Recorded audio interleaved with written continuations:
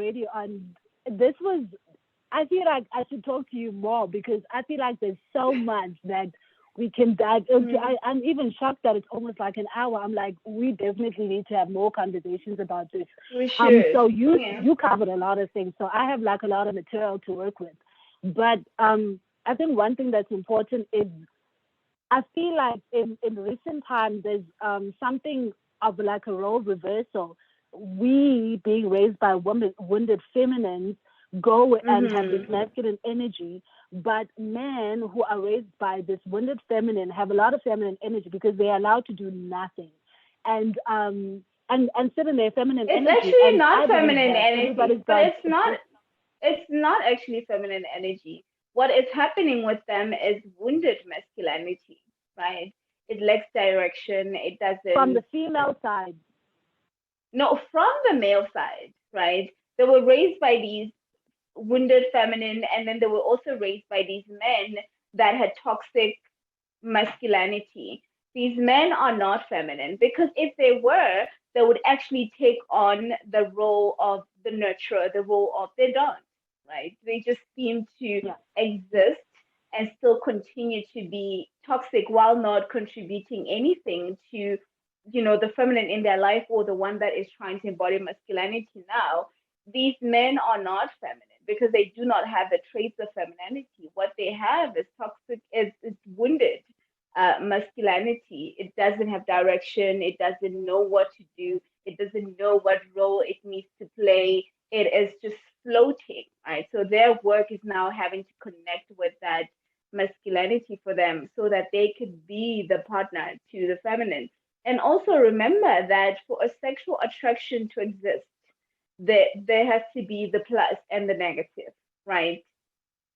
Yeah. So these women who are operating from hyper masculinity or hyper femininity that is aggressive, they would attract men who are weak in their essence, who are just have to be, we know this information. Yeah.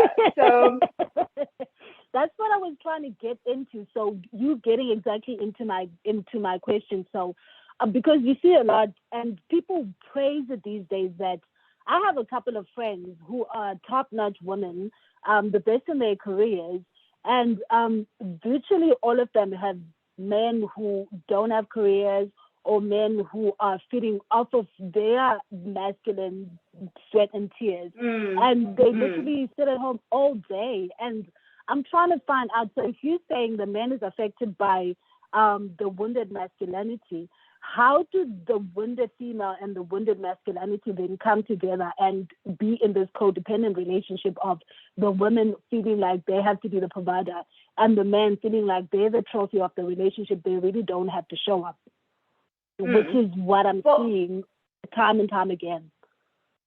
Both of them don't feel safe in their true essence. The woman doesn't feel safe in her femininity. The man does not feel safe in his masculinity. So you have two people who are fighting against themselves. And obviously they will attract each other because that energy is the same, right? They're both in resistance of who they really are.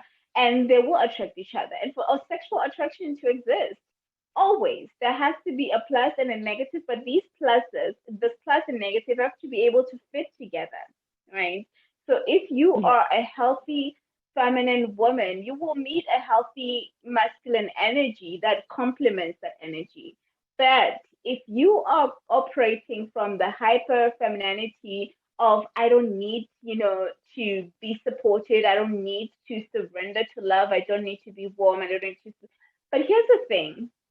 One thing that I realized about those sort of court-dependent relationships is they might look like they work for the adults, right? But we see it today where people say, well, it works for us, right? I work and he takes care of, he's at home.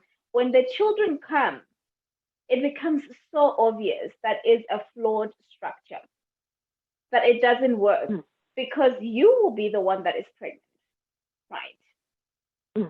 What does he do now as someone who is not stepping into his masculine and allowing himself to, embrace the provision role that comes with being active and being male, right?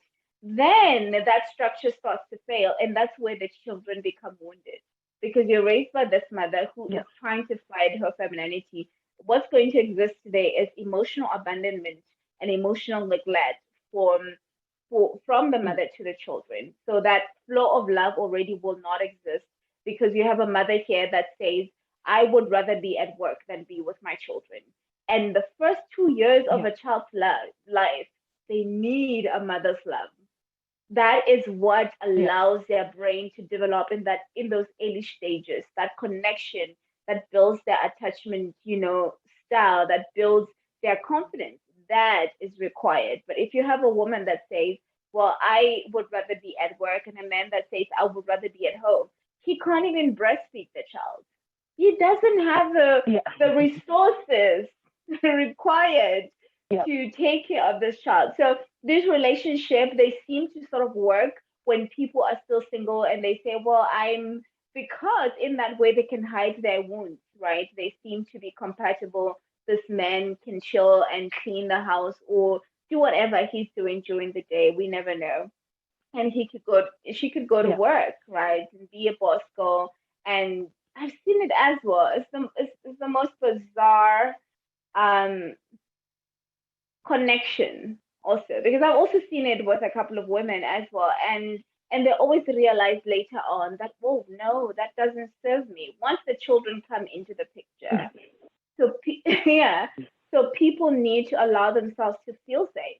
That is the only way. Your nervous system feels unsafe in being a woman and in being feminine because of what you experience.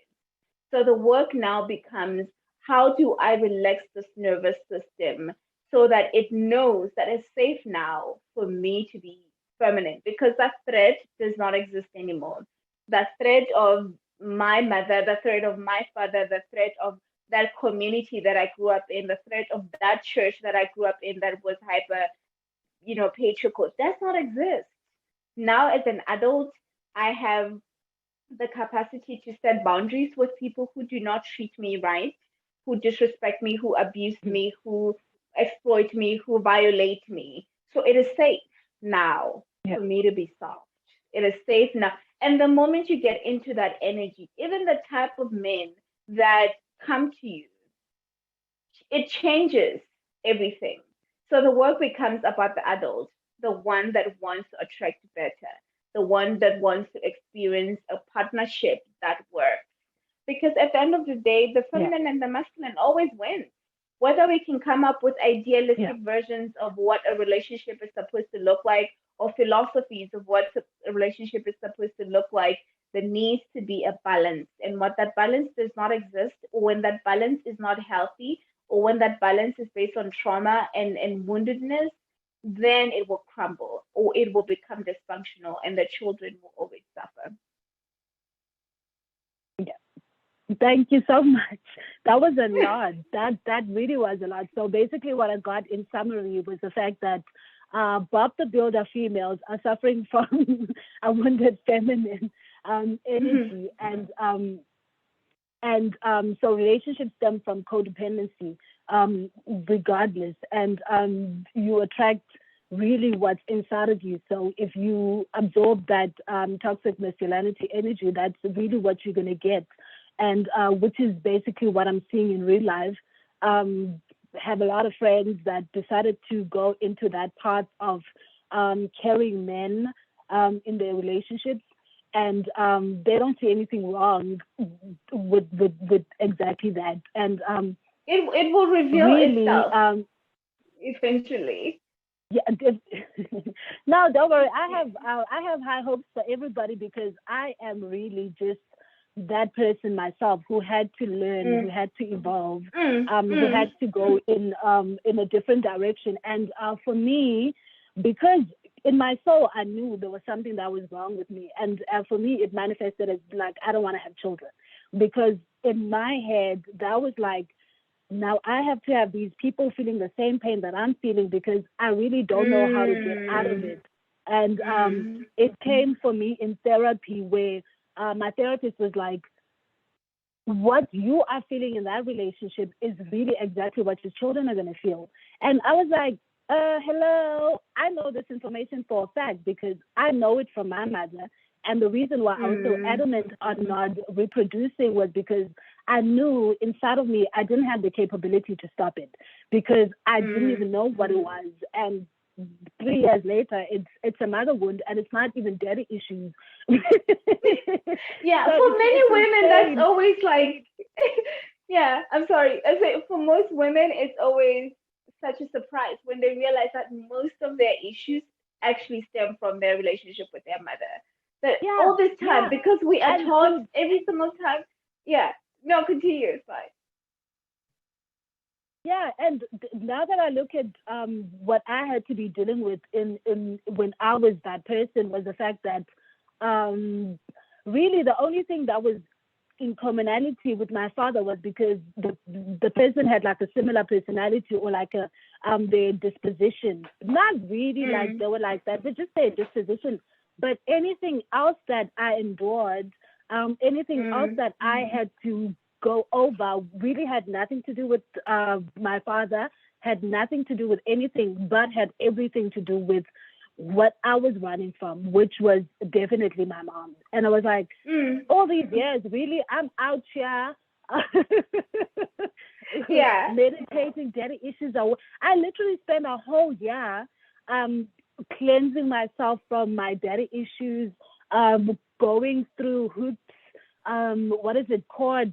Cutting, being very serious about it. I was like, I'm caught cutting this. Everything I see on YouTube, like what?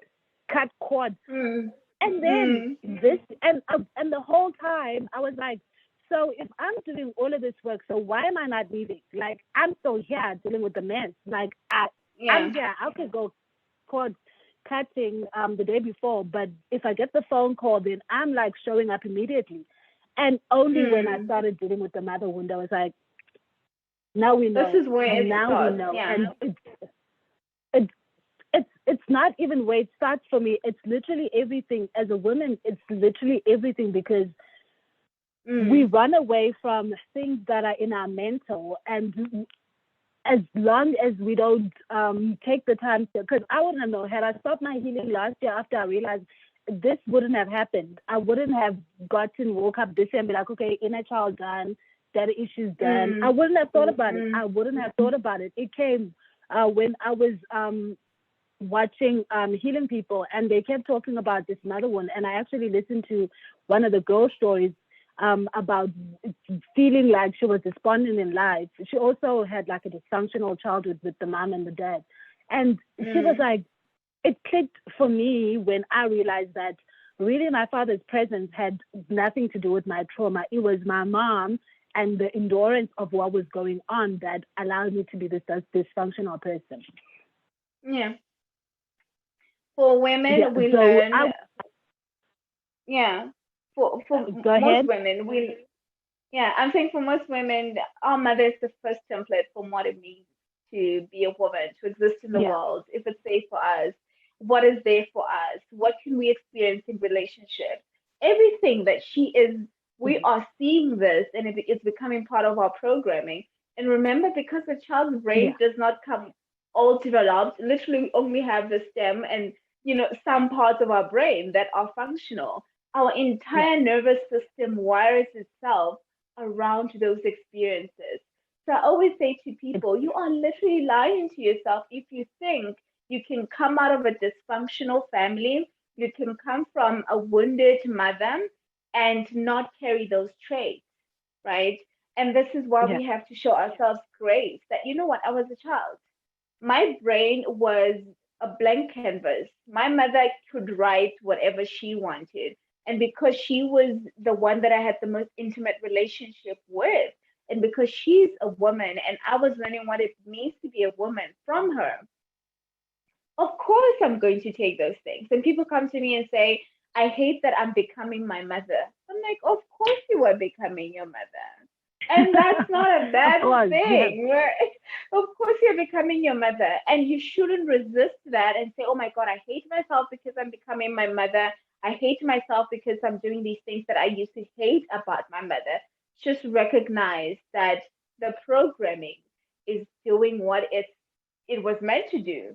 The system is now running on the programming. But the beautiful thing is, because our brains are constantly wiring themselves through neuroplasticity, is we can participate in that rewiring of our own brains, which means we can actually rewire our brains to have a new programming by creating environments that work for us, being around women that affirm us, that love us, right? And creating communities that affirm our existence, that support us in our healing, and just working in alignment with what we want to be instead of trying to fight what we already are. There's no point. You're already that. The programming is there and it's just playing. It's playing right now. And what you need to do is just create a new one. Update the software. Yeah. Definitely. Oh my God. I don't want to waste any more of your time because this has been great. I'm going to have a hard time editing this out. I'm sorry. But please, God, I really want this conversation to get to people because we really don't know it. And as long as we keep going in the wrong direction, we're always going to be in the wrong direction. And I really believe that we can change. I am really, I believe in rebirth. I'm Scorpio rising. So I feel like you can kill and wake yourself up. And that's why, as a feminine, I believe in the 9 lives. You really can have 9 lives. So thank you so much for your time. So in terms of what do you want to close with? Because you said a lot, like just give us like a little summary. So basically the work of the mother wound, I feel, is the most important, and I feel is the most urgent.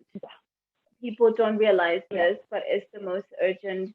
It's urgent for men to heal their mother wound so women are safe, because once men are still carrying anger and frustration and hatred towards their mothers, then that gets to be projected onto other women. And that's why we see so much still oppression, and we see so much danger befalling women in forms of harassment, in forms of even femicide and murder, right? So men healing their mother wound creates a healthy and safe environment for women. And when they do that, then women can be in their power and feminine, and we could have that feminine energy that we're lacking in the world back. And women need to heal their mother wound to step into their power, right? To step into their essence. And we need that in the world today, right? So it's important for everyone to heal their mother wound. And this work is now accessible for people. It's not something, when I started healing my mother wound, it was like, oh my God, how do I, where do I get that? Where is that person that's speaking about this openly that can affirm my experience? And I had to then create that work for those that are coming after me, that want to do this work, that want to be affirmed in their wound, that want the tools that they could use in healing their mother wound. So for those that want to work with me, I think you do have my bio and you have my details. Yes, of course. Yes. I take one-on-one sessions. I also have a self-mothering care practice. So this is a reparenting online course where it teaches you how to set energetic and physical boundaries with your parents and yourself, so you can build energy around reparenting yourself and awakening your inner mother and building confidence and resetting your inner thermostat, which just means, becoming safe and experiencing the joy and the beauty of life. And also just conscious grief, because that's something that most people don't do. When we start healing, people think about, affirmations, let me just affirm my inner child. And they forget that there is grief that has been accumulating for years since they were children.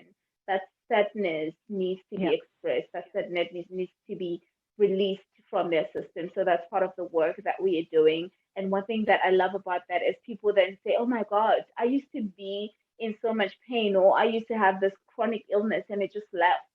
And you realize that this sadness and this grief and this trauma can also become illnesses in our body, can also become, chronic illnesses that most people can't explain where they come from because of that grief. So that work offers you that. And just healing yourself and healing your body, healing your nervous system, so you can be present in this life. We heal so we can live our best life, not just so we can get rid of the pain. Yeah, so that is that is the work, and yeah, that's basically it. So let's get to work. It's doable.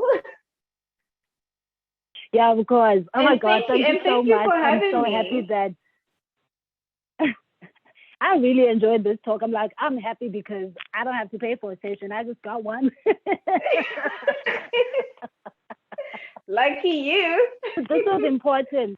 I really cannot wait to put this out because this is going to change so many people's lives, because a lot of people are like me, and a lot of people do come from that. And until we recognize it and we heal it and we know it for what it is, instead of projecting other things, maybe we won't get questions about what you bring to the table. So Healing with Mo on Instagram and on Twitter, everywhere. I'm going to put your stuff at the bottom so that people can contact you. Thank you so much. I cannot thank you enough for allowing me to have Thank you for having me. Thank you so much. I hope you have a great day. We'll keep in touch. You too. Bye. Thanks. Bye.